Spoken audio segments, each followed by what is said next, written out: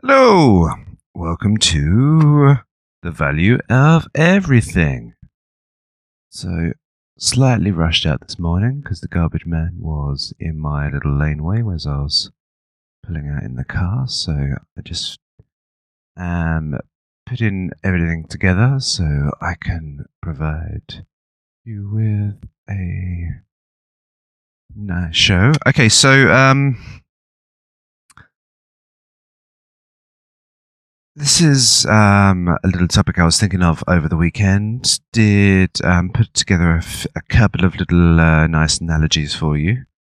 It's a good common one to go around, and it's good to work your head around this area of thought because we don't necessarily we channel into our own little daily lives, and we don't necessarily think about how things are run and how things work and why the system is in place. And we just need to think about these things a little bit more. So I believe the title should remain a little bit like this, but I can decide to change it in the last minute. So I think it's this title is going to be The Government's Tolerance of Altered States of Reality. Now, I'm not going to get many hits with this title. I should have gone for something a little bit more juicier, but the title is meant to provoke a little bit of thought in itself, and I'm just going to go through the way that I think about these points, and if you can provide me with any other ideas, I always encourage any other ideas and thoughts put forward, or any arguments that you can say to the contrary to what I'm putting forward. It's always most welcome, so please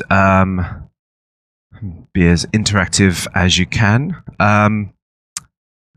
Now, government tolerance of altered states of reality. Now, what would the first thing that comes to mind? You think the topic is drugs, and oh yes, big one is drugs and what the government would tolerate. I did cover this a little bit in addiction, but bear with me because this is a different angle, and it is very valid in the world that we live in today. So let's just, before we dive into drugs, let's go to tolerance. So now the government is shouldn't really care if you take anything recreationally, or if you entertain yourself, or do anything to pleasure oneself. The issue is when the government sees that you're not generating enough work, so you're not generating enough taxes in revenue, or the government may see an issue when you look at the government and see the government as an institution that creates problems. So that is also a very tricky little. Why have I got such a traffic jam here? Always interesting. And this isn't moved at all.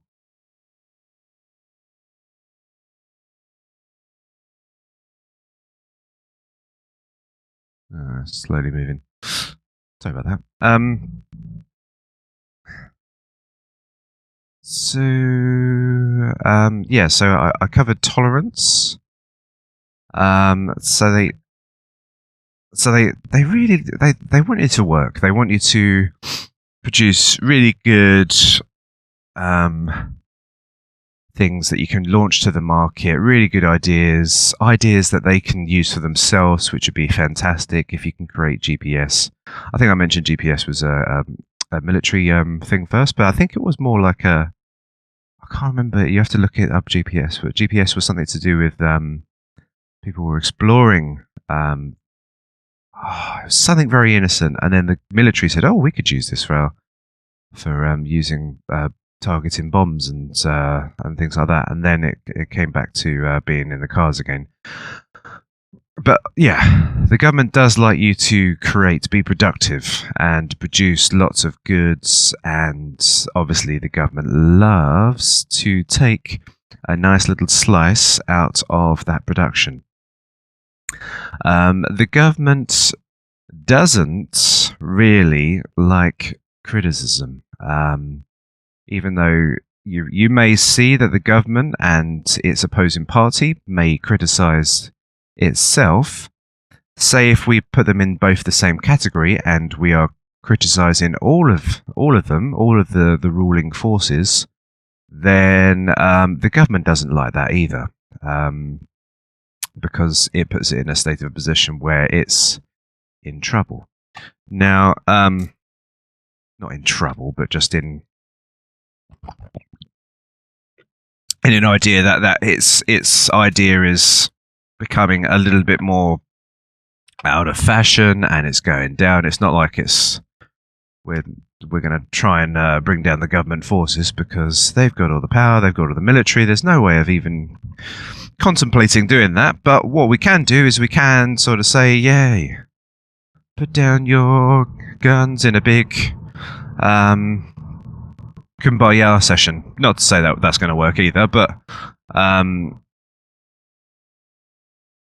from my perspective, as time progresses, we could find that certain areas of the government could be totally privatized to the point where we have such a minarchist state that we push the ideas even further, that the minarchist state almost vanishes, and then a few more 50 years or another 100 years, the minarchist state doesn't even exist. And then we go, whoa, why did we even have a government in the first place? Maybe something like that. Very, very slow, calm, steady transfer into a pure, non-ruled,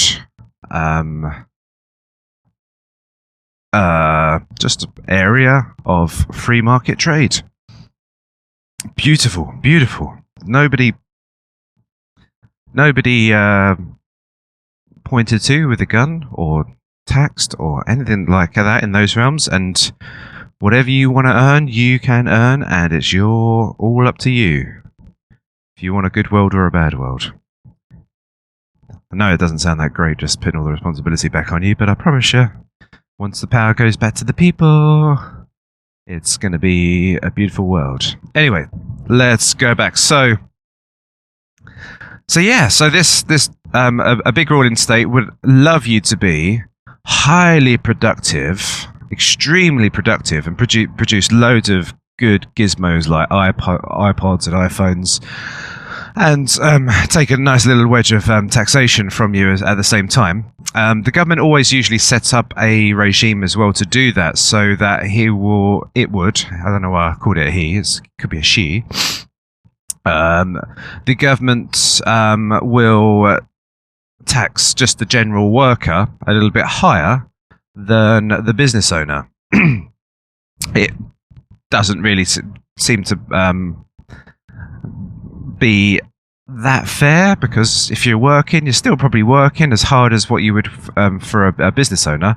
However, the business owner is creating a lot more value, producing more goods, taking risk, and generating products which can increase the nation or the country state's GDP, and increase its budget surplus, so that it's more so a exporting country rather than an importing country, which puts it in a much stronger position when it can accumulate more assets. It can take on more debt if it chooses. It can build up more infrastructure. It can buy more votes when it comes to saying, look how good I am as a politician.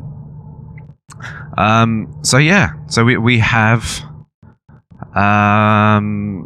a great incentive by the government for you to be as productive as you can. But unfortunately, as a lot of the governments are finding themselves in a position now,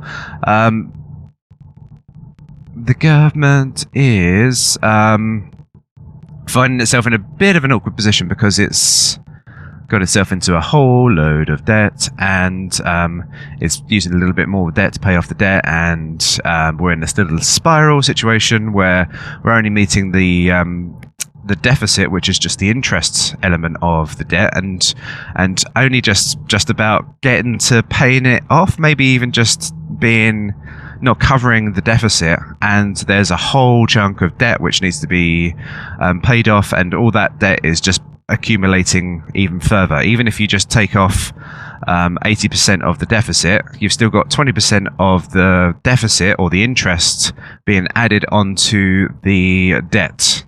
So that's happening.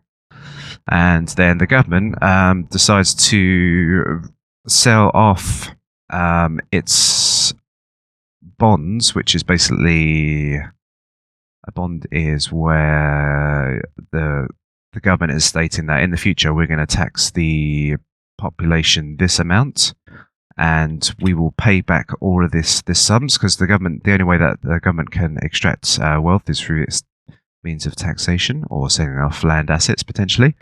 And the government will release more bonds, which is saying, yeah, we're going to tax these people by this amount in the future. The marketplace will purchase those bonds and give it all that cash in the moment or right now.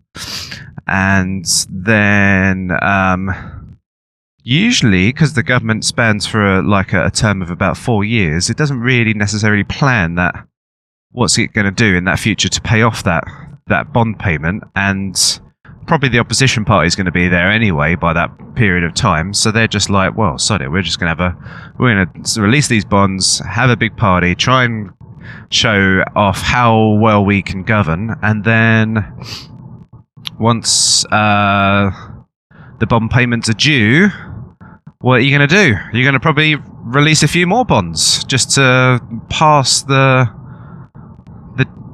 debt down kick the can down the road a little bit further. So yeah, that little paradigm of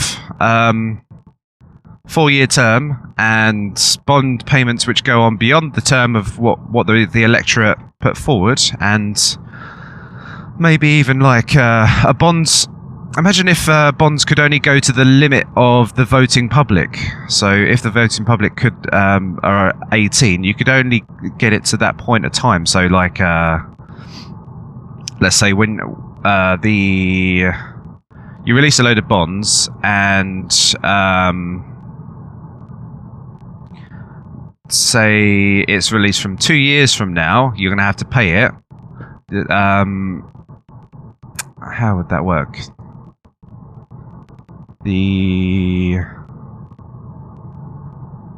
You'd have to envisage some kind of cut-off to the term of when the youth come of age, when they could vote. I don't know. Maybe the taxations would be less for the people that were under the age of voting, so that the bond payments are only due for the ones that voted. Hey, how proportional would that be in the mechanism of democracy?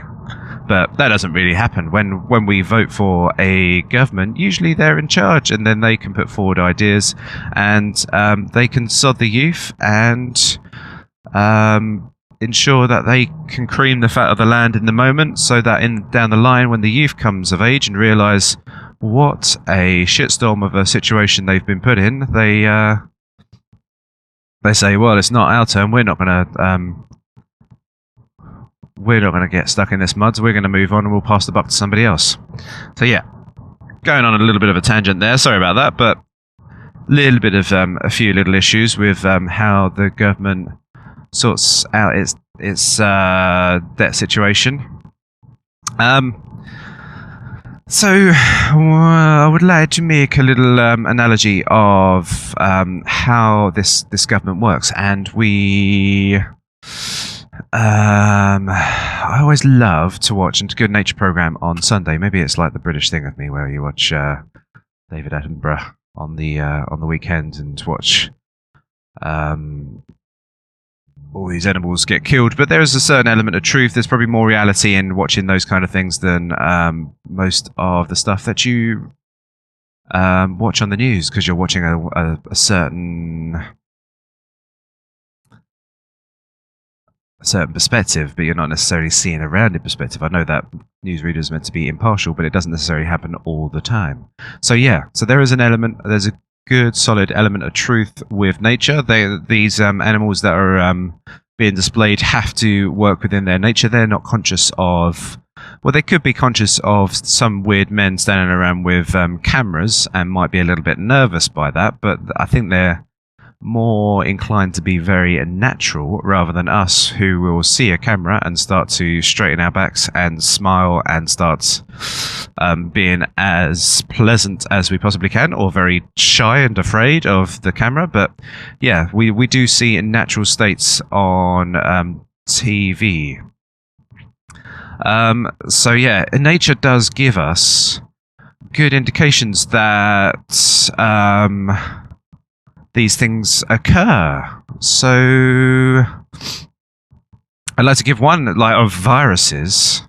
Not to say that the government's a virus. It sounds like I'm some horrible man who's saying the government's a dirty virus and it's just taking over the world. Well, there are some common distinctions to it. I'm not saying that the government is malevolent and is trying to destroy us, but it's the government's the way it works can be perceived as that. But I'm sure that all the politicians do fully believe that they are doing a service to the world for the greater good, but they might not necessarily realise that some of the things can really cause a lot of harm. And probably once they're in the meshes and the works of the government system, then they probably start to realise that they're in a sort of losing game, and they might as well just take what they can while they're in there, and then leave, and then just hope that they can keep their good pension from that point onwards. So yeah, so let me just make a few little analogies. So the HIV virus, which does really sort of that obviously everyone especially in the 80s really just got quite scared about it. I remember speaking to somebody recently who was like, yeah, that was going around in my time. Everyone was petrified. So the HIV virus invades the T cells and the CD4 cells. So you could say those T cells are the rich, the powerful, potentially the wise, and uses them to make copies of itself and then destroys them. So potentially these leaders were once the wise, the powerful, the as Plato would put it, the ruling kings, the wise philosophers who would rule the world, who'd know the correct ways to manage budgets and the correct ways to put out moral laws. The power in the state would the power in itself would invade the powerful people, and then it starts to attack itself. Then this dangerous thing starts to replicate itself and end up corrupting and destroying those people in itself. So yeah, you do have that thing, and when you look at definitions, which I always love looking at definitions, you look at parasitism, I think is the other one, or like parasites, is a non-mutual symbiotic biotic, in fact, relationship between species. So I'm not saying that the politicians are different species. They're not. They're not lizards or anything like that. But you could state that they are the ruling class, which is a different species of human, and there is this non-mutual agreement, or sort of agreement, where you cast a vote, and then there is taxation in return. But nobody, I don't think really anybody questions taxation in any sort of shape or manner. But it's not a mutually agreed contract which you put forward, where you say, right, with this vote, I agree that you can tax me by 40% or anything in that terms. There's a non-mutual thing going on between two parties. I guess there is a lot of people out there in this world that says I cast this vote, and this is and I understand that the government's here. There's no better choice, and it's for the greater good for everybody. But if we said, okay, so the government's going to be in power, so how much tax would you like to pay? Because we can pay for all of these things. What do you think that person's going to say? He's going to say, well, I don't want to pay for this, I don't want to pay for that, I don't want to pay for that. Maybe I'll pay for that, but I don't even really want to pay for that. And you end up him paying maybe 5 or 10% if you're lucky. So, yeah. So it's not really a mutual contract which is occurring there. So I was mentioning something about the debt and the debt expansion, and this is an interesting thing. So biologists understand if a pathogen is to survive, it should wreak only so much infectious havoc and no more. So it's got to curtail the amount. I don't want to. This is like a little bit on the dodgy side, but a bloodsucker has to only take out so much blood that the host does not die, or it shall never reap the rewards, or a farmer should never destroy so much of its seeds, things like that. So an animal to live in its environment can only eat to to a sustainable level. Now the problem with this, a lot of governments around the world, is they're getting themselves into an unsustainable level. So it's not even like it's a wise parasite. It's a parasite that's gone a little bit too far. But so it's interesting in that respect, and obviously, but it does put forward a lot more good ideas in terms of. Just checking if I have my recording on. It does put a good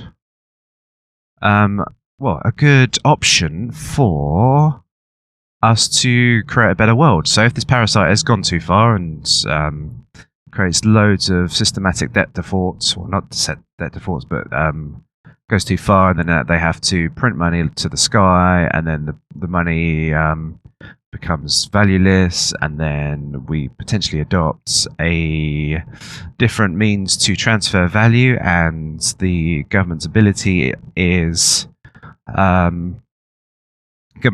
to self-manage is disrupted, then you may have options there. So it's really interesting how the government doesn't necessarily is showing that it's going beyond what the host can accommodate's not the right word, but just about give up to survive. And you got to think of it as the free market. So the government You might say, like, in schools, especially like Chinese schools, that the government does create wealth, but it doesn't really. The governments don't create wealth. The Chinese government creates humongous misallocations of spending on infrastructure. Maybe they might have a slight point that they might envision in the future that we'll have this sort of capacity of doing things, but they are trying to manage the market, and who really knows what is going to happen in the future to, like, the car industry, to the way that we work, to every single mechanism. We may not even need to work in offices anymore. We may all be working from home. So if you're building all this infrastructure, how do you know how the market's going to properly operate? And from a self-planning mechanism, it's too tricky for the market to, for one person to sort of start allocating resources in that respect. So the free market is the only method where you can actually create value, because people will start to input more and more into a system of generating more efficient goods and more productive things and better labor-saving items for the greater good of humanity. To eventually we have tons of free time on our hands to think about more things, to contemplate things, and to produce even better, not material items, but even better sort of standards of life and living. So yeah, the free market. The free market is something that the government loves, but loves to extract wealth from it as well at the same time. And I remember there was one little story I remember during I was watching this documentary on the Great Fire of London, and after some historians may need to correct me on this point, but I think there's a certain element to the story that after the Great Fire of London, where basically all the business owners and everything else was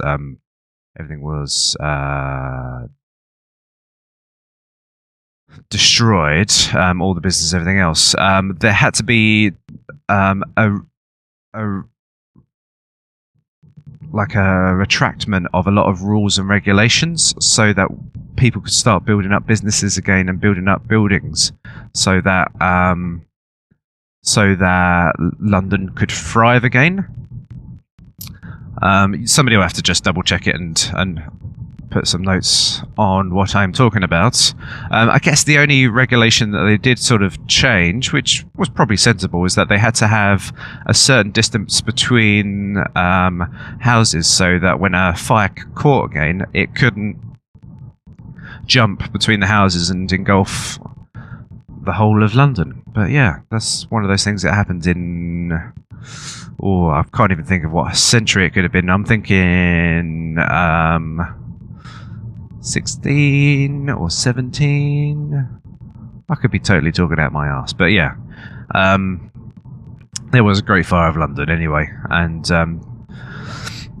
the rulers and the kings had to put forward low regulations for government, being, as it always is and is still to this day, a big centre of commerce, merchant trades, and all of those beautiful free market things. Well, I know there wasn't necessarily a free market, but there was a marketplace of certain terms.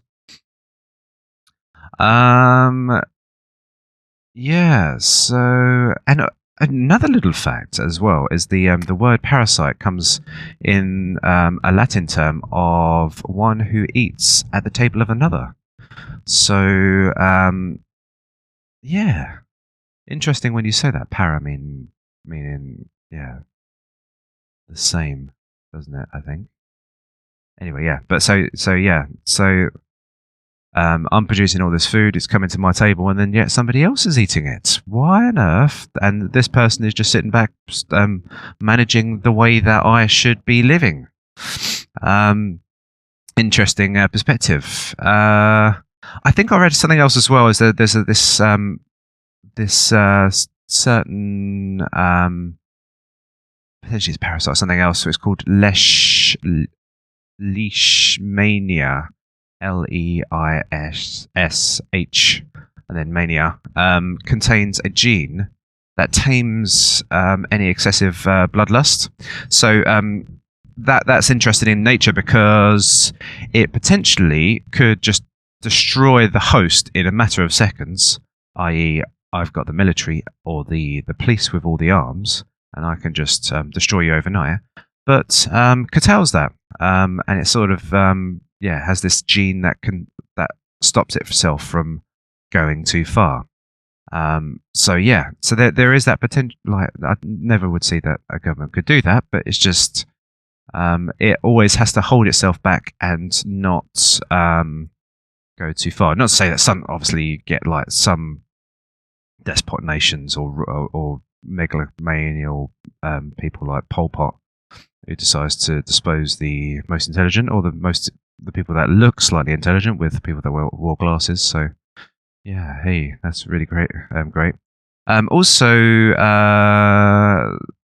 rabies. That's another one. It's like an inflammation of the brain, but it sets you through a number of stages of horrible ailments. Some of them are especially for dogs, because they seem to contract it quite regularly, is for you to bite and rage, which is kind of weird, like almost like a zombie sort of thing. It's not really saying like turn into an angry person. It's just the inflammation of the brain that's causing that. But yeah, so there are these little things in. More so, I guess you have to look at a biological level, because you're looking at larger sort of.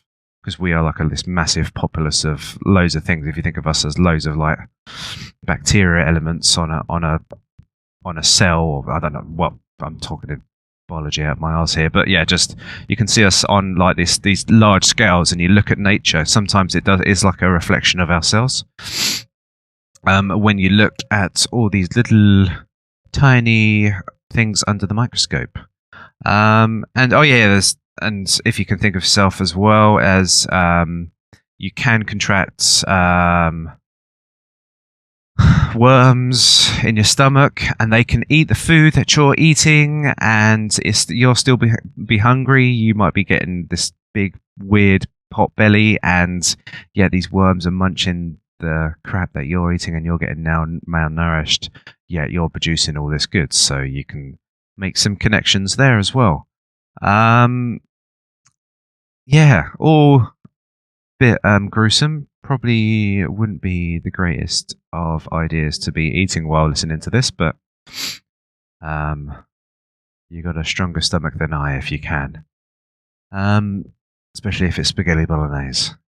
Anyway, moving on.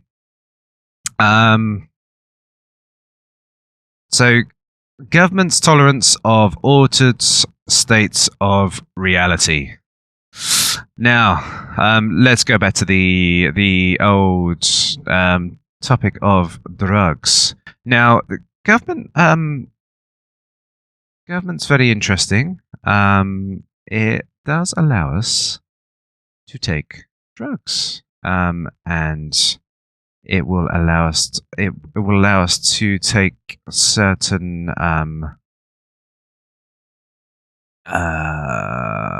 pleasant drugs, so things that make us feel better in the moment. One of the big ones is alcohol.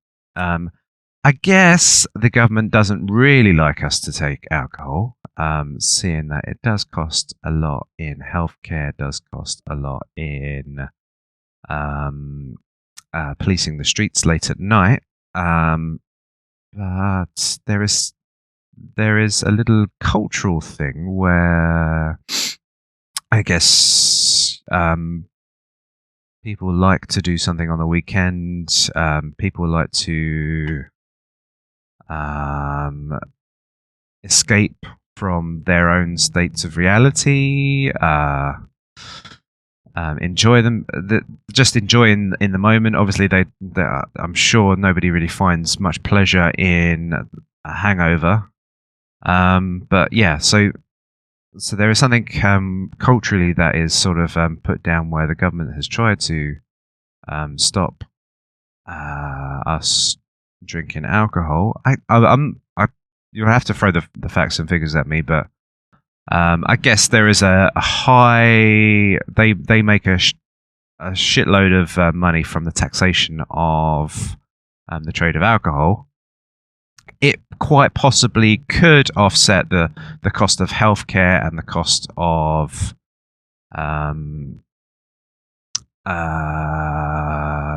the cost of policing the streets and all the violent crimes which occur. And one interesting thought just popped into my head there is like people say, oh, okay, yeah, these people they're dying from dying early from alcohol issues. It could be worked out as if a little bit cheaper if you kill off your populace earlier from a government's perspective. Maybe they don't have to incur a lot more costs when the person is more elderly, and if the person is still can work till the working age, then and then pops off shortly afterwards, then everything works out pretty well from the government's perspective there. Just a silly little thought there, but yeah, it'll be interesting to work out the actual pure numbers behind alcohol. Yeah, so the government is quite tolerant of that. The government loves caffeine. It seems to say, yeah, you can do caffeine as much as you want. I think there are slight regulations on certain limits to drinks that you can put in caffeine, but it seems like we can saturate the entire market with as much caffeine as we possibly can throw at a situation, and kids can drink it. Everything, just like you name it, we can throw that drug into the mix. And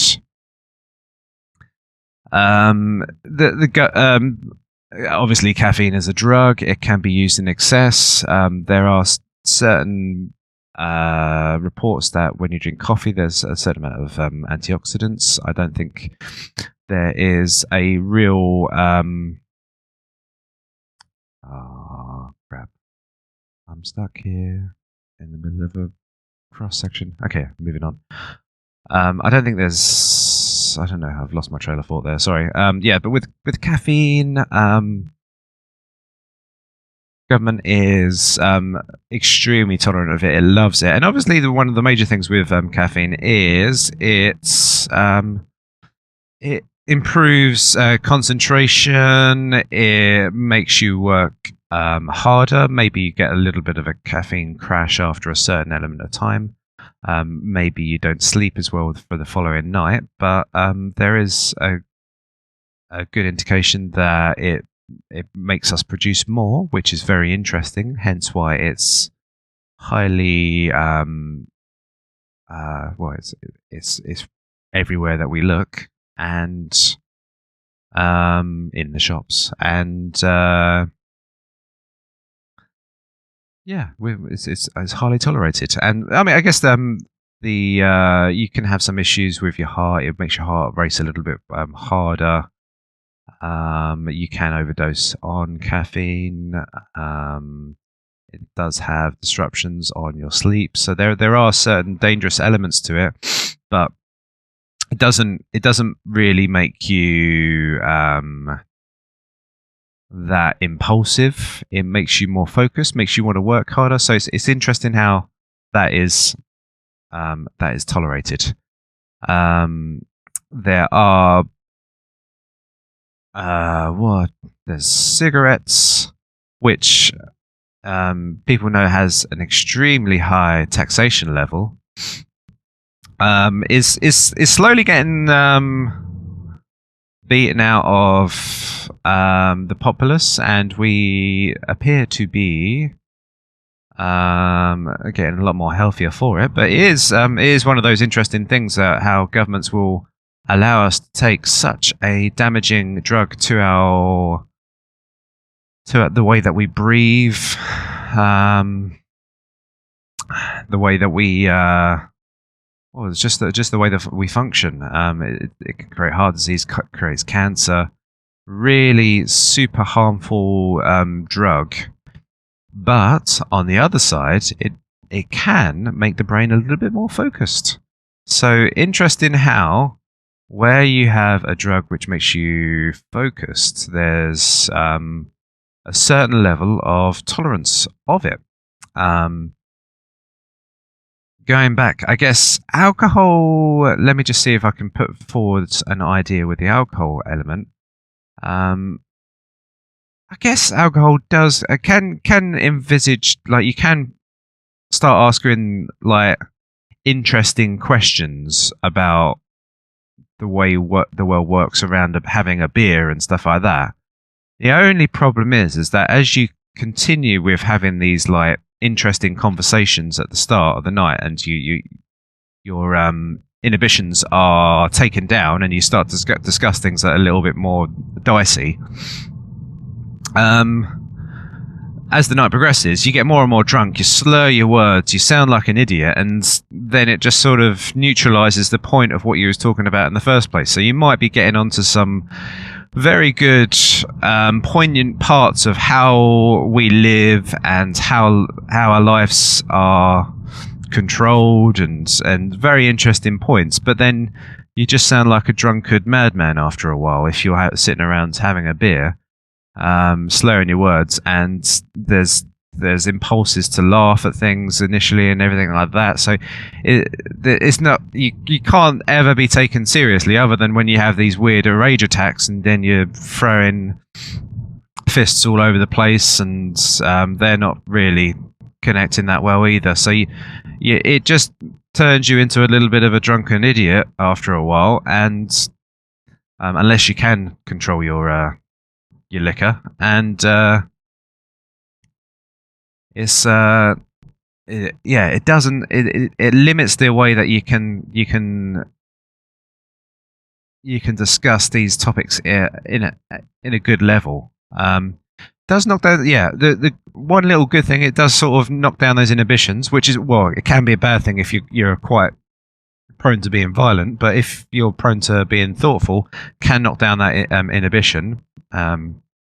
You can be a little bit more braver, but I don't think like the government really likes brave people walking around the streets, particularly when doesn't really the government really doesn't teach too much in the way of being moral. The government always says, if you see trouble, you call police. You do not get involved. So yeah, there are interesting ways that the government will tolerate certain drugs, and I don't really think the government likes alcohol. It's you don't really want a load of boozed up people sitting around like in a big rally drinking, and then deciding to say, right, we've had enough of this, let's smash up the place. It's very alarming to have,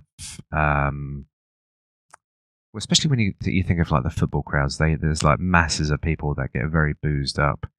It's a dangerous thing to have when you have the mob mentality, and especially when it just lowers your faculties and your ideas.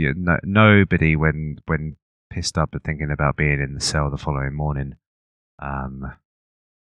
the lawyer coming down talking to you how much trouble you're in and how we're going to sort of try and get out of the sentence this way. Nobody wants to be in that position the next morning. But if confronted soberly with those options to, how about let's fight in the moment, or walk away, or how about be in the prison cell tomorrow morning and be in that sense of reality, it does close off your mind, and you don't necessarily think about these consequences.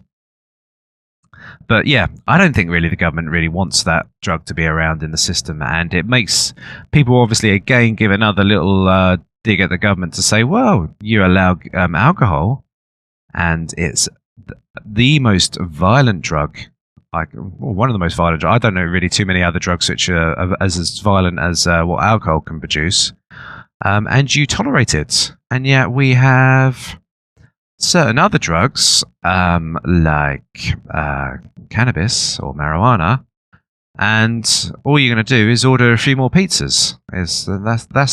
That's probably the worst outcome that's going to happen. No, well, I guess you could. I guess you could say that. Well, let's go back over to marijuana. You can. It's not necessarily very. It can be harmful for the lungs. You get breathing into those smoke. It can be that in that sense.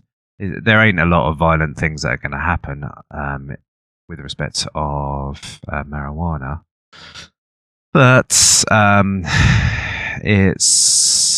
it does definitely push on a different altered state of reality, which can make people think differently, and it is. I've definitely. I've heard there's a different benefit of like the cost of production with marijuana. So you've got options to grow that at home and things like that. So it's not really. It's not that good in that sense. Let's go back to marijuana. It does seem it can. I guess some people can say it can improve their creative abilities, but I think it is a little bit more diminishing when it comes to being productive. I don't think you can really be this. Correct me if I'm wrong, this big smoking marijuana user and work in a high performance like office team and stuff like that. I'm not sure whether that those two ideals work together. But yeah, the altered state of reality with marijuana, it will give you those conversations. You can talk about those things. Problem as well is that you have paranoia kicking in with marijuana as well. So I think a couple of little steps here is that you can. The government doesn't really like you. Well, shouldn't really think like you questioning the states of the system, how things run. I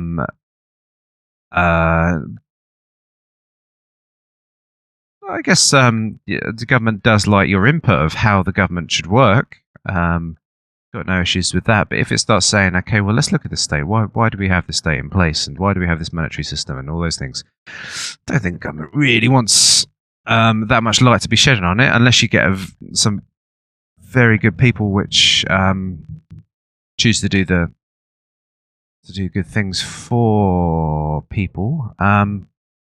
So it's interesting where you get a far more of an altered state of reality and gives you a new perspective. That doesn't seem to be allowed as much. And with the marijuana thing, you've got a very low cost production. You don't have necessarily the taxation. You might not be able to get as good tax out of it as what you would with just your general tobacco. Then we go to let's go to LSD and mushrooms, which definitely can improve one's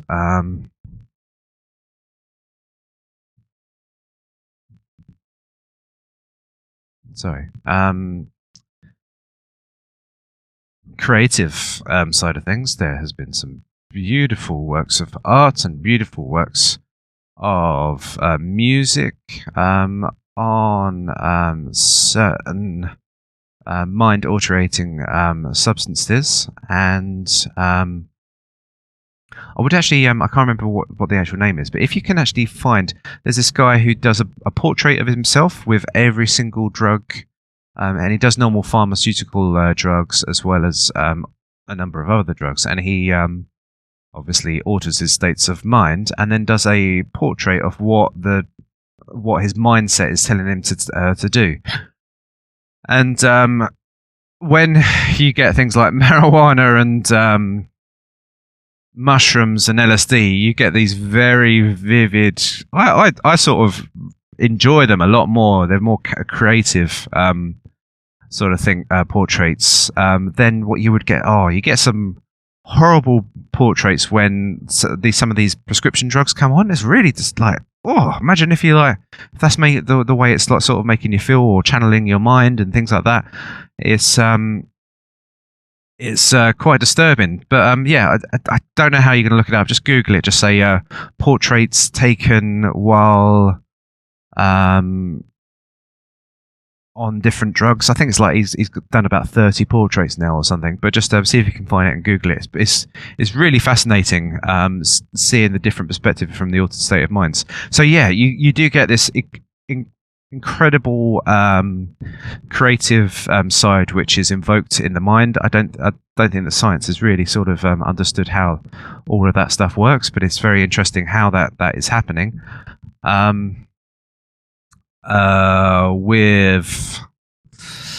It's interesting how I guess you could get quite paranoid on these certain drugs, and you can get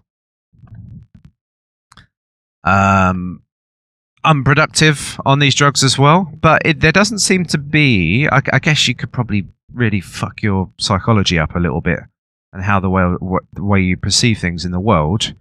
But I think there's a lot of evidence to show that the actual physical harm that you're doing to yourself is hardly anything compared to what like smoking would do to yourself. But you got to think, obviously, the best organ is the one that's sitting inside your skull.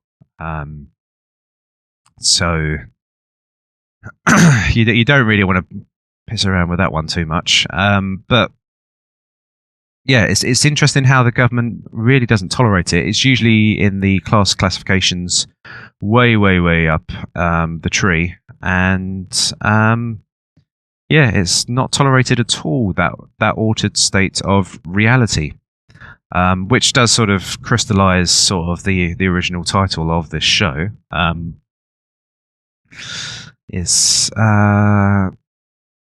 It is not very allowed. Now, the government does tolerate its own pharmaceutical corporation designed drugs, and does allow them to be released onto the market, and they do change our states of reality. Now, this is like really interesting sort of a topic. Now, you would see that a lot of the drugs, obviously you get normal drugs which just like an antibiotic that improves the body, but I'm not really talking about that. I'm talking about the altered states of reality drugs. Now, if you do see that all these altered state of reality drugs, they appear to if you find like a chemistry student or anything like that, just let me know if I'm talking out of my arse. But it would appear that a lot of these drugs that are released onto the market improves our focus and our channeling of our mind, not to give us this great worldly perspective of our mind. And a lot of it seems to be like also stuff that will try to make us happy, without delving into the reasons as to why we are unhappy. So there is a big pharmaceutical market out there for